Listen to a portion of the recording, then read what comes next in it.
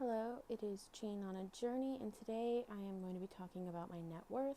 It's January of 2026, and typically every quarter or 6 months or so, I like to do a deep dive into everything that I've gained and my investments and to check on my liabilities. Here we go. My income for the year is typically $65,000. I am a salaried worker. I drive semi-trucks locally, and that comes to about $1,250 a week before tax. For my savings account, currently I have $1,076 in it. My checking, I have two accounts. One is with a credit union and one is with SoFi. And I have 55 in my credit union and 223 in my SoFi. I hold my savings in a high yield savings account also with SoFi. For my investments, I do have a 401k. Whenever I got my job a little bit ago, I think I've been working here for about 3 years or so, I did decide to open up a 401k and have added into that for a few years. This year I have stopped any contributions to my 401k because I want to start choosing where my assets go. So I've decided to open a Roth IRA and a brokerage, and I've been putting money instead into that. I do have crypto. Do I recommend anybody get crypto? Not really. There was a deal where the more $10 you put in, the higher the chance you could get $1,000. So I did just take a little moonshot there, see what would happen. I only own Bitcoin, and as far as I'm concerned, unless I get that $1,000, I'm not adding any more to my crypto. The grand total for my savings and investments is $6,803. Moving on, we go into my debts, and it is a grand whopping $127,216. I pay $1,437 a month for these debts, and let's get into it.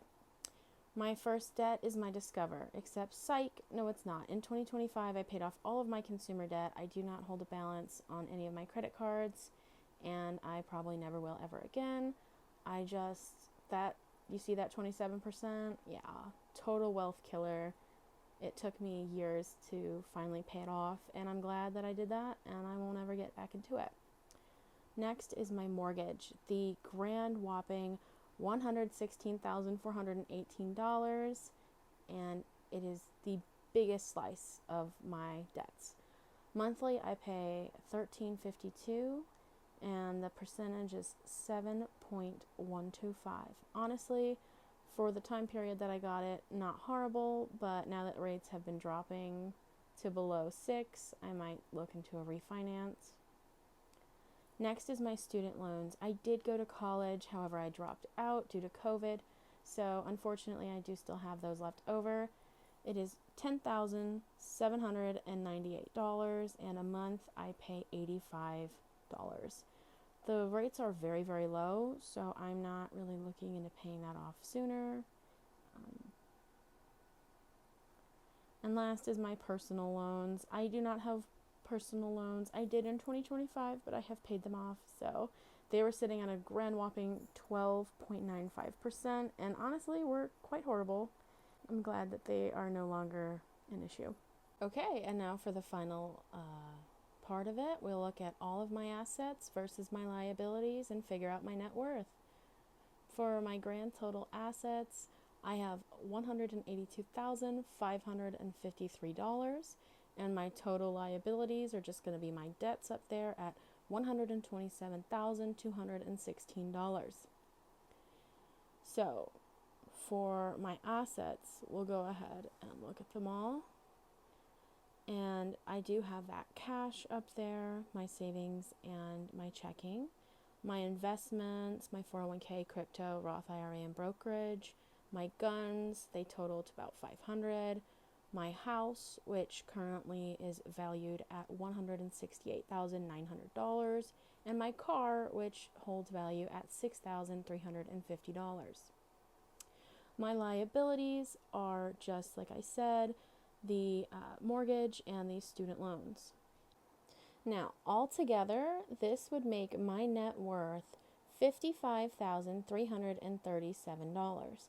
However, looking at net worth to include everything isn't necessarily the best way to gauge how your investments are doing, and so I'm going to take out the house and really just look at it as debt to cash ratio, and that puts me at negative $3,995. So that is the final look at what everything is. This is what I'm going into 2026 with, and hopefully it grows. Though investments, nothing's ever guaranteed, and the savings might go down if there's any emergencies. Like I said, nothing's really ever guaranteed. So hopefully when I do a check-in in about 3 to 6 months, we'll see some changes, hopefully positive changes. I do, however, have a few goals going in to the rest of the year.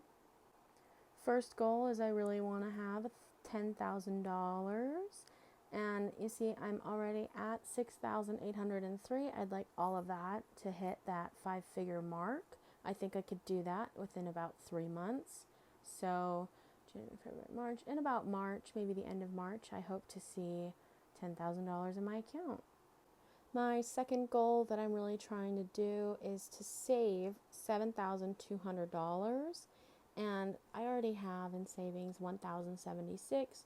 So I'm thinking probably around July, maybe August, I should hit that goal. And last but certainly not least, for 2026, I want to max out my Roth IRA. I do believe I will be able to do this. I have been saving consistently, and I put money automatically into my Roth IRA, and any money I have left over goes to my brokerage. So hopefully I will be able to max it out. If not, I'm going to be very sad, but that is the goal for 2026. All right, everybody, this was the net worth breakdown and also my goals. See you in the next one.